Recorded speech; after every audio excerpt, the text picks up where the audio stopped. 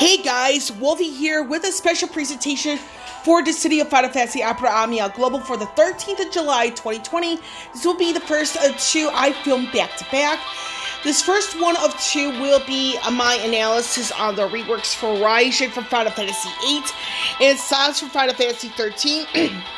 And with these types of rework analyses, it will be the good and bad, and if they were to get a secondary rework, what direction could those go?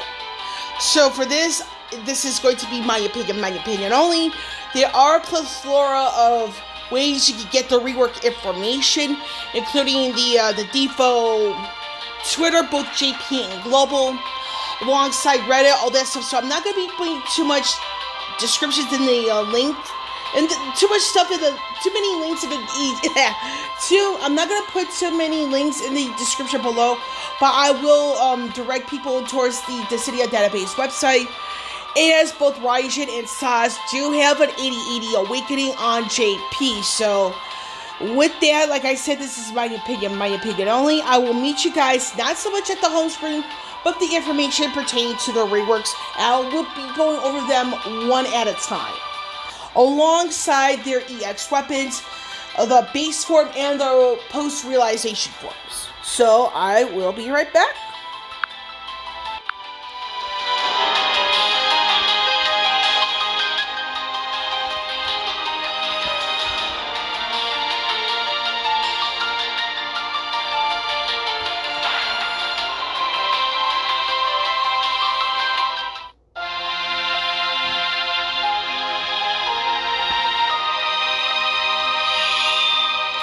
I am back, and before I go into any further into this video, I will not be doing the free multi-pulls in this video, so sniff. I will try to do it as soon as I'm able to. It's just not going to be right away. With that being said, we're going to go into the rework information first and foremost. See if I can grab it real quick. And the first rework we're going to be looking into is Raijin from Final Fantasy VIII. He and Sazh, I will add here, is that these two are the very last on Global to have received their EX weapons instead of those already on the roster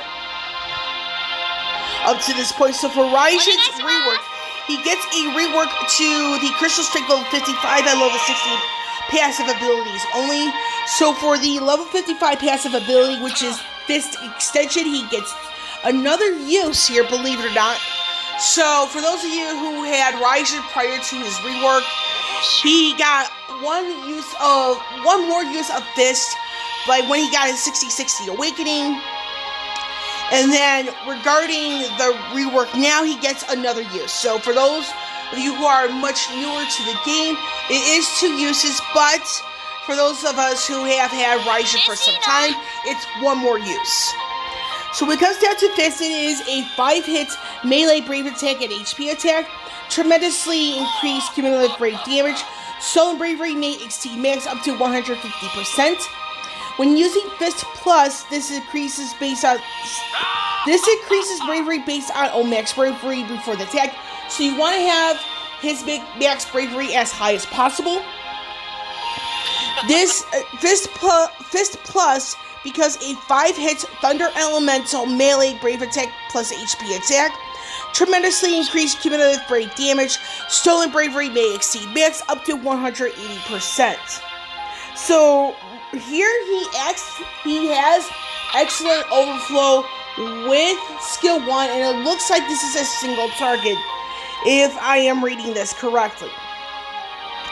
Now we're going to go into the Raijin Special. So he does not get any more uses here. However, with Raijin Special in the base form, it becomes a 4-hit Thunder Elemental Brave Attack plus HP attack. Stolen Bravery may exceed max up to 120%. Deals 50% HP damage to non-targets. And we have here the Raijin Special Plus. Is the same thing, 4 hits, group melee brave attack. Moderately increased brave damage when attacking single target. Same thing with the base. 50% HP damage to non-targets. Brave attack plus The Brave attack hit count becomes 3. This largely increases cumulative Brave damage. So, we're going to go into the banner he is a part of. And it's the Ultimate Alexander Banner 1. And before I go into this part any further, this particular banner will have the EX weapon debuts for Sazh and Raijin, alongside 15 and 35 CP weapons for Sazh, Raijin, and Ash from Final Fantasy XII.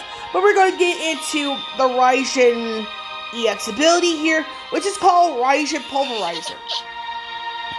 Now, it has here in the description for the base, it is a 6-hit Thunder Elemental Brave and HP attack. Stolen Bravery may exceed max up to 120%. Grants 1 level of Thunder Peel to self for 3 turns, limit 3 levels. Grants Thunder Mode to self for 6 turns. Thunder Peel increases 1 level each turn, except when using Lightning Discharge Plus, and Raijin Pulverizer. HP attack becomes Lightning Discharge with 3 levels of Thunder Peel. What Lightning Discharge is a 3-hit group Thunder Element melee Brave attack and group HP attack. Deals proportionate HP damage to each target. Inflicts paralyze on all targets for 1 turn. Reduces active Thunder Peel level to 1. Now the Thunder Peel, this is a new in-frame buff for Raijin. It raises his own max bravery and attack. Grants party the Thunder Enchant effect. Restores party's HP. This does not stack. So, I'm going to get into the pros and cons with this entire rework, including the EX in a little bit. So, the Thunder Enchant infuses non-elemental attacks with the Thunder Element. Boosts Thunder Element Brave attacks, so Thunder Mode changes all of the base versions of Raijin's kit, like the Brave attack, HP attack, Skill 1, Skill 2, into its plus variants, respectively. Now, in the base form, 1 out of 3 slightly increased Brave damage, 2 out of 3 increased duration of Thunder Peel to 6 turns from 3, 3 out of 3 pre-realization, Raijin Pulverizer recast up. So this is a slight increase to the recast speed. Now, post-realization, this is 0 out of 3. It has a overflow limit increase to 150% from 120%. This now deals splash damage to the non-targets, meaning that the intended target gets everything, the non-targets get half. And this also inflicts Thunder Resist down on all enemies for 4 turns. 1 out of 3. This has a moderate to the next bravery and attack for the entire party. 2 out of 3 at the start of the quest. Grants physical attack up 1 to the entire party for 6 turns. Grants max brave up 2 to self for 6 turns. Grants Thunder Mode to self for 6 turns. Full recast gauge, meaning that if you get Raijin's EX weapon, you realize it, and it's at least 2 out of 3, you can actually whip out the Raijin Pulverizer right out of the gate. Conserving ability uses. 3 out of 3 post-realization. When using Raijin Pulverizer, Brave attack hit count becomes 8. Tremendously increased cumulative Brave damage. Moderately increased HP damage to non-targets. So, here, in a sense, you could say this is AoE full damage from what I was reading. In Thunder Mode, HP attack becomes HP attack plus. Lightning Discharge becomes Lightning Discharge plus, and it has a Brave overflow of up to 120%. And like the base form of Lightning Discharge, this does inflict the AoE paralysis. Now, the bonus sphere here is the A sphere. Break hits its physical attack longer. When inflicting break or attacking a target already inflicted with break, raises physical attack by 15% for 6 turns. Does not stack with the same sphere. Now, what are my thoughts on Raijin? Well, Raijin, this is an excellent rework on an overall scale, because he does certain things that Lightning cannot do, because Lightning is me. Meaning that everything she does is for herself, practically. I mean, she has ways to deal her own HP, to heal her own HP. She has the Thunder enchant to herself, the Thunder and Peril to one enemy, that sort of thing. So in this regard, Raijin does have the hand over her because it's AoE. Both the enchant to the party, the Imperial to the enemies, that sort of thing. Now, the thing I don't really see with Raijin in the sense of how this hurts him is that, like lightning, he is an elemental specialist. So that means if there's anybody out there who absorbs thunder, he, alongside lightning, will have to be benched. Now, the thing is with Raijin is that you have to have pretty much his entire kit. Because you can't really have one passive missing and expect him to work. And I've done co-ops with varying, units where they only had just their EX. It's a lot more difficult if it's just the EX. So Raijin's one of those characters who I feel then needs all of the passives to be at his absolute best. And for him to really do what he set out to do, he needs to be at least 2 out of 3 post-realization with his EX. So, in a way, you could say he is a bit of an expensive investment. Yeah, you have to have everything. Otherwise, he's going to be nowhere near as good. Now, the one thing Lightning actually has over Raijin is the fact that she actually has a free use after her EX weapon. After her EX ability is being used. So she has that free ability, which means some longevity. Lightning actually has that over Raijin. And the sense of timing with Raijin, the fact that his came so late, it kind of hurts in the sense of there are other units coming along who could do varying things better than he. So that is that on Raijin. Before I get to Sazh, real quick, Raijin, in the sense of his kit, does come back in the start of the 8080 Awakening era. And by that, he does share the first wave alongside Lightning. So if you miss out on him now, you don't have that long of a time to wait. Now we're going to get into Sazh's rework, and Sazh has got a bit of a bigger rework than Raijin, but that's just being factual.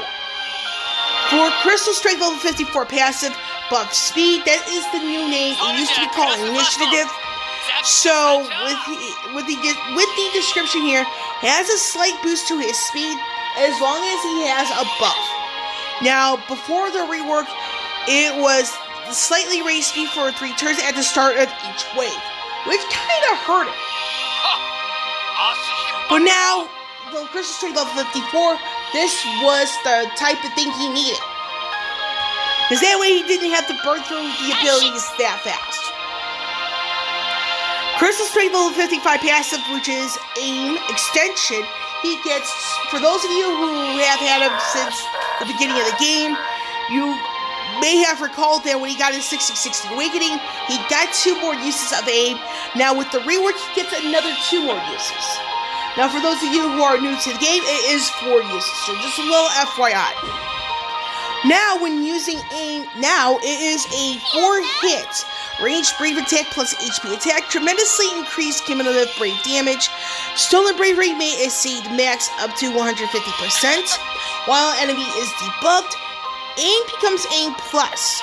So it has this stuff here in red. It's a bit in fine print. So if you guys want, pause the video, take a screenshot, because it's gonna be a little harder for me to read this because I have astigmatism in both eyes. So it's not gonna be worth me squinting. Now, Crystal Strength level 60 passive, which is the attack boost extension, he gets 3 more uses here. Now, when it comes down to the effects, it has a granted buff duration plus 2 turns, grants bravery to the party based on his own attack stat, meaning that you want to get Sazh's attack stat as high as possible. Triggers the following actions on a selected target after use. A 3-hit range brave and HP attack. Stolen bravery may exceed max up to 150%. Does not add to the turn count, but does consume turn during summoning and support. When it comes down to attack boost, the brave attack plus now becomes a 10-turn duration from 6. Now this also inflicts attack down 1 and defense down 1. And the same thing here with its HP attack plus. It inflicts attack down 1, defense down 1 to the target for 6 turns. So, but this is only available with the HP attack plus. This is only available if you have the passive from his 35 CP weapon. Now we're gonna go back into the banner that he's a part of. Again, it's with Raijin. So we're gonna skip Raijin's stuff real quick. Now his EX ability is called Cold Blood. In its base form, a 12-hit group ranged brave attack plus group HP attack, followed by another 4-hit group ranged attack, brave and group HP attack, guaranteed to hit. Moderately increased brave damage when attacking single target. Stolen bravery may exceed max up to 120%. Deals proportionate HP damage to each target. Grants special effect Choco Chick Fever self for 3 turns. While Choco Chick Fever is active, extends durations of buffs by self by 2 turns each. Moderately increases max bravery and attack. Moderately increases party's bravery, damage dealt with critical hits. Slightly increased amount of party stolen bravery may exceed max. Now in the base form, 1 out of 3. Slightly increased brave damage, 2 out of 3. The duration of Choco Chick Fever goes up to 6 turns from 3. 3 out of 3 pre-realization is a slight increase to the recast speed of Cold Blood. This is good, really. Now, in the realized form, 0 out of 3 raises the overflow limit to 150% from 120%, inflicts speed down 1 on target for 6 turns, and more increased brave damage. 1 out of 3, it's a moderate raise to the max bravery and attack. 2 out of 3, he starts with Choco Chick Fever to self for 6 turns. Now the following is granted to the party for 8 turns. Max brave up 2, attack up 3, and critical hit rate up 5. And to himself, he has a speed up 2. 3 out of 3 post-realization. Now remember, it used to be a 12-hit group range, brave, and group HP attack, plus the other 4 hits. Now becomes a 7-7-6, so he has more brave hits, but split into 3 instead of 2. Tremendously increased cumulative brave damage, and there is an overflow limit raised again to 180% from 150%. Now, Sazh's D-Sphere critical attack all longer. When dealing critical hit, raises party's attack by 5% for 6 turns. So this is one of those conditional spheres. Now, what do I think about Sazh? He has the better rework, in my personal opinion, between him and Raijin. Now, what I would have wanted to see is some way for him to deal some type of AoE damage. I want to say, and that's outside of the EX ability. I would have wanted to see him to do some form of AoE damage, because he has a pair of pistols, and for him to not have anything for AoE besides his EX, it's like, that kind of has me a little worried there. However, with that being said, he doesn't have to rely on his skill uses as much. And that's a good thing, because, the duration of varying things he has, he's probably going to be going on forever and ever and ever, if you play him smart. And with that, like I said with Raijin, Sazh's gear does come back. Now, I forgot to mention that when it comes to Sazh's kits, his kit comes back twice in the near future for Global. Now, the first time his kit returns is when Sephiroth gets his 80-80 Awakening, And for Sephiroth's case, oh, that's a bit of a mouthful there, is that Sephiroth will get, like I said, the 8080 Awakening LD burst, and it looks like he gets a rework of sorts. But that's besides the point. But the whole thing with Sephiroth, Sazh's gear does come back then it comes back again when Sazh gets his 8080 Awakening. So you don't have to worry about that if you don't get it now. Now, when it comes down to a secondary rework, so I'm going to go back to Raijin for here a little bit. So, the thing is with Raijin, I mean, when it comes to the secondary rework, is that if I were to do this, were to decide Raijin's secondary rework, and this is just some directions here, so it's just my opinion only as always. But with Raijin, I do feel he could benefit from some more ways to dish out AoE damage, considering what he can already do. Now, he's a bit of a jack of all trades, but that could be improved on just a smidge. I mean, and I wish he didn't have to be so reliant on his EX weapon to really be at his best. So I'm hoping, when his LD shows up, they do something special with him, But that's just my take on that. Now with Sazh, I will say here that like Raijin, I do wish he had some way to deal AoE HP damage outside the EX. I mean, with Raijin, he needs some degree of setup, but for Sazh and Raijin as well, it says I wish they would do something like when you pop out the EX, you get a free ability use, or recover or use of at least one of his 2 skills. So that's that on that. So this is just my rework analysis. Do a bit of a recap. Raijin got a really solid rework, I will say that. But the fact that he is an elemental specialist, so he is sadly a situational type of character. Now, granted, he get his 8080 Awakening quite early. He can benefit from a secondary rework by having more means to do AoE HP damage, and an easier way to set that up. So that's that on that, and the fact that the best thing about it is that he can inflict paralysis on everybody. So, with Sazh in the recap here, and for him it's just like between Sazh and Raijin, Sazh got the better rework between the two. But I wish they would give him some format of AoE HP damage outside the EX ability. However, with Sazh's, skill usage, if you set him up right, he's going to last the team a very long time. Now, regarding secondary reworks, with Raijin, I would like to see, a free usage after the EX ability being used, or recovery of a skill, whatever.